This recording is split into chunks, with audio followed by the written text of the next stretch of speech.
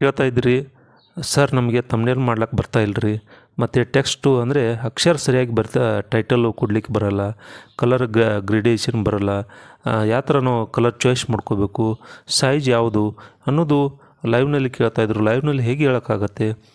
ಬರೆದು ಹೇಳಬೇಕಂದ್ರೆ ನೀವೆಲ್ಲ ಮಾಡಲಿಕ್ಕೆ ಆಗೋಲ್ಲ. ನಾವು ಹೇಳೋದೊಂದು, ಎಷ್ಟೋ ಜನ ಹೇಳಿದ್ದಾರೆ ಇದ್ರ ಬಗ್ಗೆ.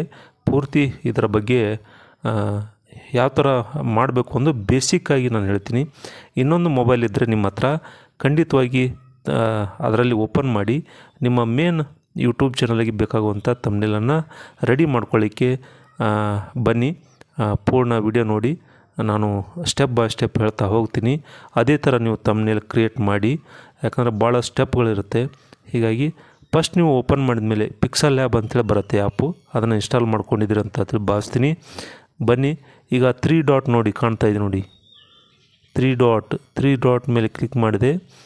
ಆವಾಗ ಏನಾಗುತ್ತೆ, use image from gallery, full screen, use image, export image ಅಂತ ಬರುತ್ತೆ, ಇಮೇಜ್ ಸೈಜ್ ಬರುತ್ತೆ.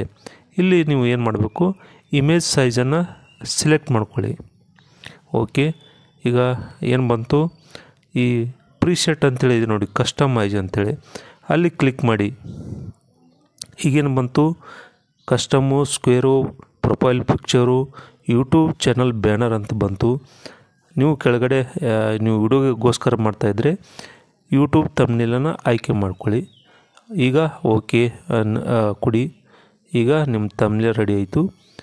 ಸರ್ ಇದು ನನಗೆ ಕಲರ್ಸ್ ಬ್ಯಾಕ್ಗ್ರೌಂಡ್ ಸರಿ ಕಾಣ್ತಾ ಇಲ್ಲ ಅಂದಾಗ ಇಲ್ಲಿ ನೀವು ಏನು ಮಾಡಬೇಕು, ಈ ಟೆಕ್ಸ್ಟನ್ನು ಸ್ವಲ್ಪ ಈ ಕಡೆ ಸರಿಸಿ, ಇಲ್ಲಿ ಕ್ಯಾಪಿಟಲ್ ಎ ಇದೆ ನೋಡಿ, ಕೆಳಗಡೆ ರೆಕ್ಟಂಗಲ್ ಇದೆ ನೋಡಿ, ಅಷ್ಟಕೋನ, ಇದ್ರ ಮೇಲೆ ಕ್ಲಿಕ್ ಮಾಡಿ. ನೋಡಿ ನೇಮ್ ಹೇಳ್ತಾ ಇದ್ದೀನಿ ನೋಡಿ, ಇದ್ರ ಮೇಲೆ ಮಾಡಿದಾಗ ಇಂಪೋರ್ಟ್ ಅಂಥೇಳಿದೆ ನೋಡಿ, ಇಂಪೋರ್ಟ್ ಮೇಲೆ ಕ್ಲಿಕ್ ಮಾಡಿ. ಆವಾಗ ನೀವು ಮುಂಚಿತವಾಗಿ ಡೌನ್ಲೋಡ್ ಮಾಡಿದರೆ ಆಲ್ಬಮ್ನಲ್ಲಿ ಹೋಗಿ ಡೌನ್ಲೋಡ್ ಅಂತ ಇದ್ದಲ್ಲಿ ಅಲ್ಲಿ ಬ್ಯಾಕ್ಗ್ರೌಂಡನ್ನು ಸೆಲೆಕ್ಟ್ ಮಾಡ್ಕೊಳ್ಳಿ. ಈ ಥರ ನೀವು ಸೆಲೆಕ್ಟ್ ಮಾಡ್ಕೊಂಡ್ಮೇಲೆ ರೈಟ್ ಮಾರ್ಕ್ ಮೇಲೆ ಕ್ಲಿಕ್ ಮಾಡಿ. ಓಕೆ ಆಯಿತು. ಈಗ ಅರ್ಧ ಸೈಜಿಗಿರುತ್ತೆ, ಇದನ್ನು ಸ್ವಲ್ಪ ಲೆಂತಿ ಮಾಡ್ಕೊಳ್ಳಿ, ಫುಲ್ ಸ್ಕ್ರೀನ್ ಮಾಡ್ಕೊಳ್ಳಿ. ಓಕೆ, ಈಗ ಪೂರ್ತಿ ನಿಮ್ಮದು ಬ್ಯಾನರ್ ಸೈಜ್ ಆಯಿತು. ಈಗ ಏನು ಮಾಡಿ, ಟೆಕ್ಸ್ಟ್ ಮೇಲೆ ಕ್ಲಿಕ್ ಮಾಡಿ, ಎ ಇದೆ ನೋಡಿ, ಆಮೇಲೆ ಟೆಕ್ಸ್ಟ್ ಪ್ಲಸ್ ಕ್ಲಿಕ್ ಮಾಡಿ, ಎಡಿಟ್ ಮೇಲೆ ಹೋಗಿ ಆ ನ್ಯೂ ಟೆಕ್ಸ್ಟನ್ನು ಡಿಲೀಟ್ ಮಾಡಿ. ಈಗ ಏನು ಬರೀತೀರಿ, ಮೈ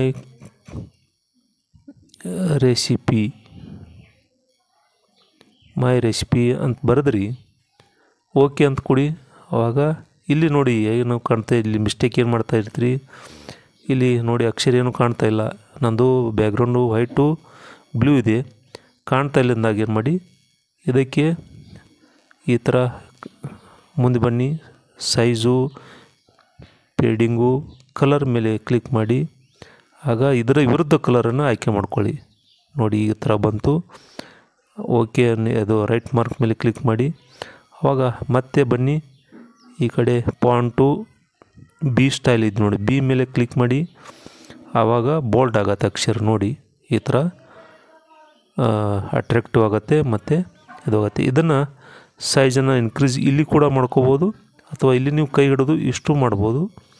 ಬೇಡ ನಮಗೆ ಗೊತ್ತಾಗ್ತಾ ಇಲ್ಲ ಅಂದರೆ ಸೈಜ್ ಮೇಲೆ ಹೋಗಿ ಪ್ಲಸ್ ಮೇಲೆ ಕ್ಲಿಕ್ ಮಾಡ್ತಾ ಹೋಗಿ, ಎಷ್ಟು ಬೇಕೋ ಅಷ್ಟೇ ಮೈ ರೆಸಿಪಿ ಮೇಲೆ ಕ್ಲಿಕ್ ಮಾಡ್ತಾ ಹೋಗಿ.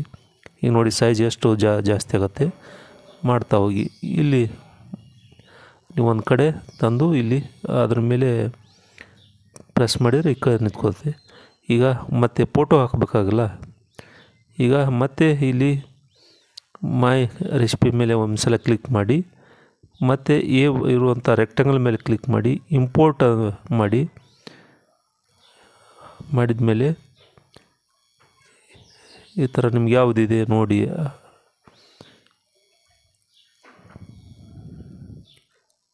ಕುಕ್ಕಿಂಗ್ ಇದೆಯಾ ನೋಡಿ, ಈ ಥರ ನಿಮ್ಮ ಎಕ್ಸಾಂಪಲ್ ತೋರಿಸ್ತೀನಿ, ಬೇರೆದವ್ರದ್ದು.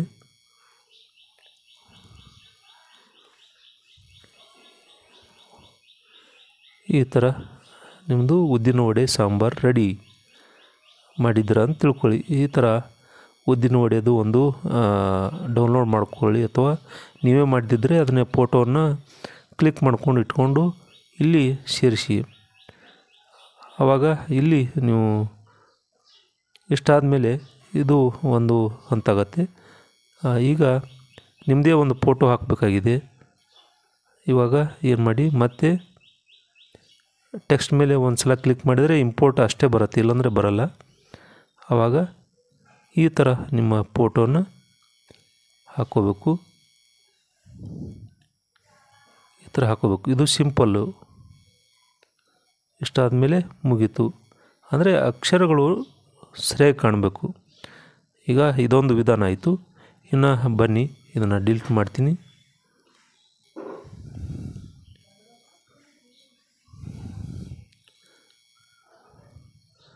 ಒಂದು ಟೆಕ್ಸ್ಟ್ ಯಾವತ್ತೂ ಇರಬೇಕು. ಈಗ ಒಂದು ಫೋಟೋನ ಇಂಪೋರ್ಟ್ ಮಾಡ್ಕೋತೀರಿ. ಯಾವುದೋ ಒಂದು ಫೋಟೋ ಇದೆ, ನಮಗೆ ಫೋಟೋ ತೆಗಿಲಿಕ್ಕಾಗಿಲ್ಲ ಅಥವಾ ಸ್ಕ್ರೀನ್ಶಾಟ್ ತೊಗೊಂಡಿದ್ದೀರಿ ಅಂದರೆ ಒಂದು ಯಾವುದಾದ್ರು ಫೋಟೋ ತೊಗೊಳ್ಳಿ. ಈ ಥರ ತೊಗೊಂಡ್ಮೇಲೆ ರೈಟ್ ಮೇಲೆ ಕ್ಲಿಕ್ ಮಾಡಿ. ಆವಾಗ ಇದನ್ನು ನಾವು PNG ಮಾಡ್ಕೋಬೋದು. ಬ್ಯಾಕ್ಗ್ರೌಂಡ್ ರಿಮೂವ್ ಅಂಥೇಳಿ ಇದೆ, ಅದರಲ್ಲಿ ಹೋಗಿ ನೀವು ಗೂಗಲ್ನಲ್ಲಿ ಮಾಡ್ಕೋಬೋದು. ಬೇಡಪ್ಪ ಇಲ್ಲೇ ಮಾಡ್ಕೋತೀನಿ ಅಂದರೆ ಈ ಥರ ಫೋಟೋನ ಇಂಪೋರ್ಟ್ ಮಾಡ್ಕೊಂಡ್ಮೇಲೆ ಈ ಕಡೆ ಬನ್ನಿ, ಇಲ್ಲಿ ಇರೇಜ್ ಇದೆ ನೋಡಿ, ಇರೇಜ್ ಮೇಲೆ ಕ್ಲಿಕ್ ಮಾಡಿ. ಆವಾಗ ಇಲ್ಲಿ ಪಾಯಿಂಟ್ ಇದೆ ನೋಡಿ, ಕಾಣುತ್ತಾ ನೋಡಿ, ಇದು ಜಾಸ್ತಿ ಹೆಚ್ಚು ಮಾಡಿ. ಆಮೇಲೆ ಇಲ್ಲಿ ಕೆಳಗಡೆ ಒಂದು ಪಾಯಿಂಟ್ ಇದೆ ನೋಡಿ, ಇದನ್ನು ಮಾಡಿ. ಅಂದಮೇಲೆ ಫೋಟೋ ಮೇಲೆ ಒಂದು ಕಡೆ ಕ್ಲಿಕ್ ಮಾಡಿ. ಈ ಥರ ಏನು ಮಾಡಿ, ಬೇಡವಾದದ್ದು ಏನಿದೆ ಎಕ್ಸ್ಟ್ರಾ ನಿಮ್ಮ ಪಾರ್ಟನ್ನು ಈ ಥರ ಕರ್ಸರ್ ಮೇಲೆ ಕೈ ಇಟ್ಟು ಅದನ್ನು ನಿಮ್ಮ ಫೋಟೋ ಸುತ್ತಮುತ್ತೆಲ್ಲ ಕ್ಲೀನ್ ಮಾಡ್ಕೋತ ಹೋಗಿ. ತೋರಿಸ್ತಾ ಇದ್ದೀನಿ ನೋಡಿ. ಈಗ ಇಲ್ಲಿ ತಲೆ ಮೇಲೆ ಬಂದಾಗ ಸ್ವಲ್ಪ ಸಣ್ಣ ಮಾಡೋ ಸೈಜು, ಆಮೇಲೆ ಈ ಥರ ಮಾಡ್ಕೋತು ಈ ಥರ ನಿಮ್ಮದೆಲ್ಲ ಬ್ಯಾಕ್ಗ್ರೌಂಡ್ ರಿಮೂವ್ ಮಾಡಿದರೆ ಈ ಥರ ಮಾಡುತ್ತಾ ಹೋಗಬೇಕು.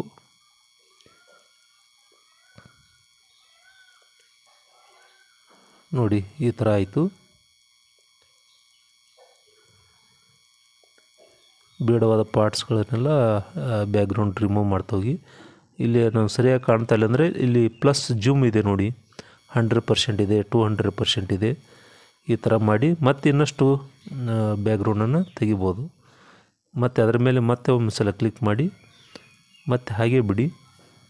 ಈಗ ನೋಡಿ ಮತ್ತೆ ಎಕ್ಯುರೇಟಾಗಿ ನೀವು ಕಟ್ ಮಾಡ್ತಾ ಹೋಗ್ಬೋದು. ನೋಡಿ ಈ ಥರ ಕಟ್ ಮಾಡಿ.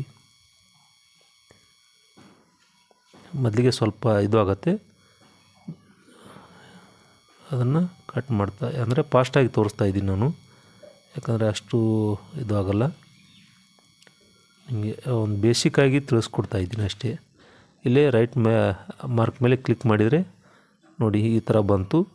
ಈ ಥರ ನಿಮ್ಮದು ಈ ಕಡೆ ಸೈಜ್ ಮೇಲೆ ಇಟ್ಕೊಂಡ್ಬಿಡಿ. ಪೂರ್ತಿ ದೊಡ್ಡದು ಕಾಣಬೇಕಾದ್ರೆ ಈ ಥರ ಮಾಡ್ಕೊಳ್ಳಿ. ಓಕೆ ಆಯಿತಾ? ಇದನ್ನು ನಿಮ್ಮದು ಮೈ ರೆಸಿಪಿ ಅಂತಿದೆಯಲ್ಲ ಇಲ್ಲಿ ಇಟ್ಕೊಂಡ್ಬಿಡಿ. ಇನ್ನಷ್ಟು ಕ್ಲಿಯರ್ ಮಾಡ್ತೀನಿ ಅದನ್ನು. ತಮ್ನೇಲು ಇರೇಜ್ ಮೇಲೆ ಹೋಗ್ತೀನಿ. ನೋಡಿ ಇನ್ನೊಂದು ಸಲ ನೋಡ್ಕೊಳ್ಳಿ, 100% ಇದೆ. ನಿಮ್ಗೆ ಎಷ್ಟು ಬೇಕೋ ಅಟ್ ಮಾಡ್ಕೊಳ್ಳಿ. 300% ಮೇಲೆ ಮತ್ತೊಮ್ಮೆ ಕ್ಲಿಕ್ ಮಾಡಿ ಕರ್ಸರನ್ನು ಇಲ್ಲಿ ಜಾಸ್ತಿ ಮಾಡ್ಕೊಳ್ಳಿ.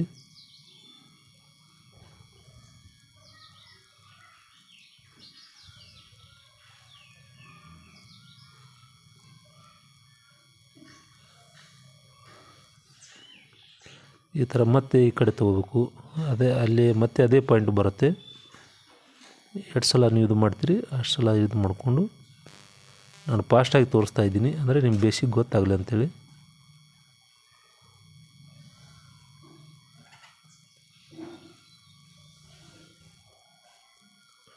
ಇನ್ನೂ ಚೆನ್ನಾಗಿ ಮಾಡ್ಬೋದು. ನೋಡಿದ್ರಲ್ಲ ಈ ಥರ ಬಂತು. ಈ ಥರ ಅದು ಸೆಟ್ ಮಾಡಿ ಇದನ್ನು ಲಾಕ್ ಮಾಡಿಬಿಡಿ. ಅಂದರೆ ಪದೇ ಪದೇ ಅದು ಮೂವ್ ಆಗುತ್ತಿರುತ್ತೆ. ಇದನ್ನು ಲಾಕ್ ಮಾಡಿಬಿಡಬೇಕು. ಮತ್ತು ಇಲ್ಲೇ ಕ್ಲಿಕ್ ಮಾಡಿ ಆಮೇಲೆ ಮೈ ರೆಸಿಪಿ. ಮತ್ತು ನೀವು ಏನಾದರೂ ಬರಿಬೇಕಾದ್ರೆ ಮತ್ತೆ ಇದನ್ನು ತೊಗೊಳ್ಳಿ ಅಥವಾ ಇದನ್ನೇ ಕಾಪಿ ಮಾಡ್ಕೋಬೋದು. ಕಾಪಿ ಮಾಡ್ಕೊಳ್ಳಿ. ಅದೇ ಕಲರ್ ಬೇಕು ನನಗೆ ಅಂದರೆ ಇದನ್ನೇ ಕಾಪಿ ಮಾಡ್ಕೊಳ್ಳಿ. ಆಮೇಲೆ ಎಡಿಟ್ದಲ್ಲಿ ಹೋಗಿ ಮೈ ರೆಸಿಪಿಯನ್ನು ತೆಗೀರಿ. ಅಡುಗೆ ಈ ಥರ ಈ ಥರ ಮಾಡಿ ನೋಡಿ, ಇದು ದೊಡ್ಡದು ಬಂತು. ಏನು ಮಾಡಬೇಕು ಈಗ? ಮತ್ತು ಸೈಜ್ನಲ್ಲಿ ಹೋಗಿ ನೋಡಿ, ಈ ಥರ ಮೈನಸ್ ಮಾಡಿ ಇದನ್ನು ಕಲರ್ ಚೇಂಜ್ ಮಾಡ್ಕೋಬೇಕು. ಯಾಕಂದರೆ ಎಲ್ಲ ಒಂದೇ ಥರ ಆದರೆ ಅಟ್ರಾಕ್ಟಿವ್ ಕಾಣಲ್ಲ.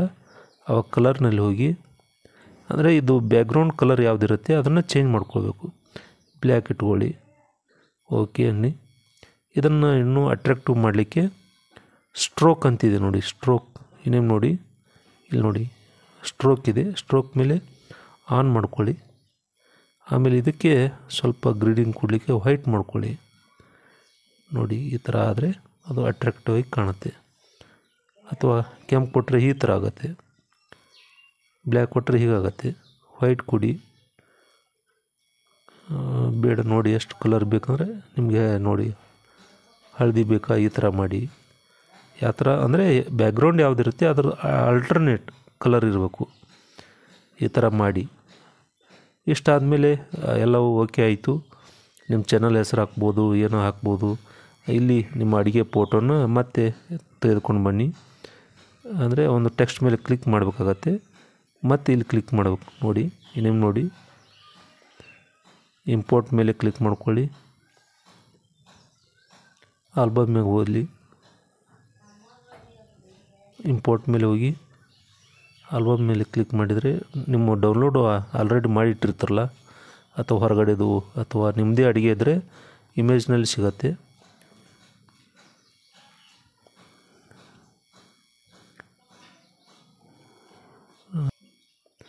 ಇದೆ ನೋಡಿ, ಈ ಥರ ನೀವು ಯಾವ ಥರ ಅಂದರೆ ನಾನು ಸೆಲೆಕ್ಟ್ ಮಾಡ್ಕೋತಾ ಇದ್ದೀನಿ.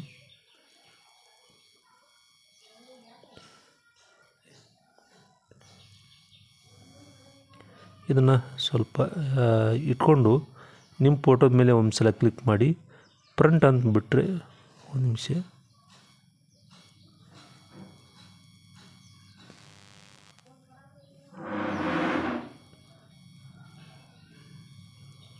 ಈ ಥರ ಬಂತು. ಈಗ ಇದನ್ನು ನಾವು ಕ್ರಾಪ್ ಮಾಡಿಕೊಂಡು ಯಾವ ಫೋಟೋ ಬೇಕಿದೆ ಅದರ ಮೇಲೆ ನೀವು ಅಷ್ಟೇ ತಕ್ಕೋಬೋದು.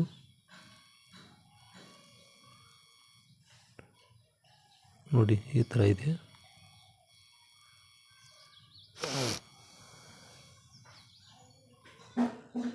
ಇಷ್ಟಾದಮೇಲೆ 3 ಡಾಟ್ ಮೇಲೆ ಕ್ಲಿಕ್ ಮಾಡಿ ಎಕ್ಸ್ಪೋರ್ಟ್. ನೋಡಿ, ಇಲ್ಲಿ ನೀವು ಮಿಸ್ಟೇಕ್ ಮಾಡ್ತಾಯಿದ್ರಿ. ಕಸ್ಟಮ್ ಮೇಲೆ ಕ್ಲಿಕ್ ಮಾಡ್ಕೋಬೇಕು. ಆಮೇಲೆ ವೆರಿ ಹೈ ಇಟ್ಟರೆ ಕ್ವಾಲಿಟಿ ಚೆನ್ನಾಗಿ ಬರುತ್ತೆ ತಮ್ನೇಲ್ದು. ಆವಾಗ ಸೇವ್ ಟು ಗ್ಯಾಲರಿ ಅಂದ್ಬಿಟ್ರೆ ನಿಮ್ಮದು ಒಂದು ಬೇಸಿಕ್ಕಾಗಿ ತಮ್ನೇಲ್ ಕ್ರಿಯೇಟ್ ಆಗಿರುತ್ತೆ.